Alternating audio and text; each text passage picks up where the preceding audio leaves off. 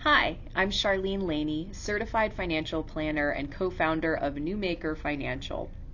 Today we are here to talk about how much cash is too much cash.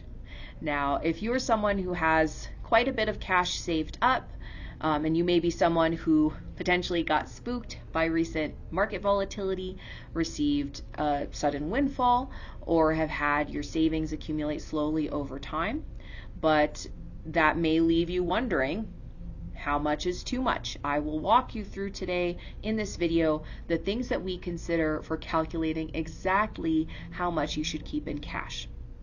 First off, though, you may be wondering if there is indeed such a thing as too much cash. And like most things, it does depend.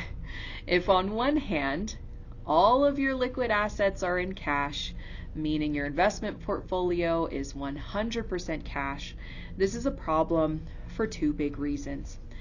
The first reason is issues with market timing. If your portfolio is 100% in cash, you probably got out of the market at some point in anticipation of a market drop and with the intention of getting back into the market during this said drop. The problem with this, of course, is that it's nearly impossible to time the market exactly correct, to time where the bottom of the market is going to happen and essentially catch a falling knife, as we sometimes say, without a whole lot of luck that you will need. And we here are not in the business of luck. We are here to invest, not to gamble. By the way, if this is you, I highly recommend checking out our video on dollar cost averaging. The second reason why this is a bad idea to have 100% of your portfolio in cash is that while cash avoids certain types of risk, like market risk, just the general ups and downs of the market, the risk that cash does not avoid for you is inflation risk. In other words, your purchasing power over time will slowly but surely erode. And now, of course, in a different scenario, outside of the 100% cash portfolio scenario, if you have plentiful cash that is still balanced out with other asset classes like stocks, bonds, maybe even some REITs or commodities, it might not actually be a bad thing. But we're here to talk about how much is too much. So now, let's determine how much exactly do you need. Just starting with the textbook definition of what one should have in emergency reserves, we here at Newmaker do recommend maintaining anywhere between 6 to 12 months worth of your basic spending in cash or in a money market fund. Let's say, for example, that you spend $5,000 per month, which would be $30,000 in emergency reserves. Easy math, 5,000 times 12 months, $30,000 in emergency reserves.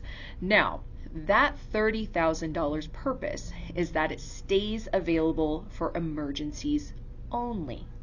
It's not for your home remodel, it's not for your Hawaiian vacation, it's not for gifting to that one family member that always needs something.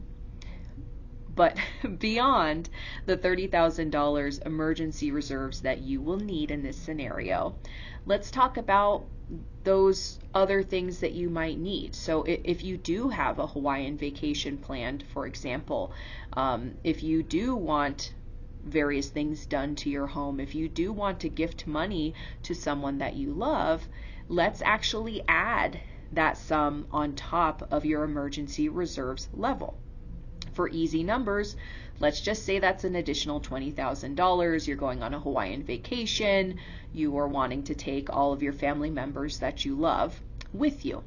And by the way, I do highly recommend segregating these funds away from your emergency reserves and labeling them as such in order to match their purpose, especially if it's a savings goal where you're slowly building up the amount to the savings goal for your Hawaiian vacation, for example. Psychologically, this does benefit you quite a bit to see the different little buckets for the different savings goals.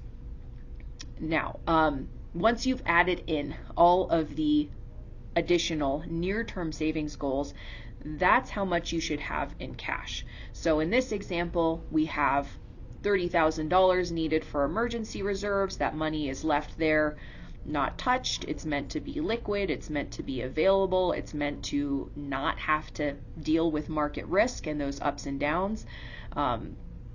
Maybe accumulate a little bit of interest, but that's more of a perk than a goal. And then we've got the $20,000 added on top of that for your Hawaiian vacation. If you want to add, some of these other goals on top of that, you would do so here as well. And like I said, segregate it with different labels within your bank account. But in this example, the $50,000 is what we're going for. If you happen to have more than $50,000 in cash, you actually might be better off investing any difference above and beyond that $50,000 level.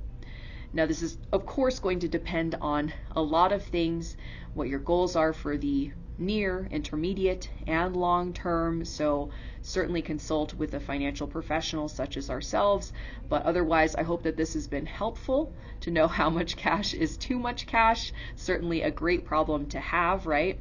And if there are other things that you would like to hear from us about, please let us know. Otherwise, we will see you next week. Thanks for watching.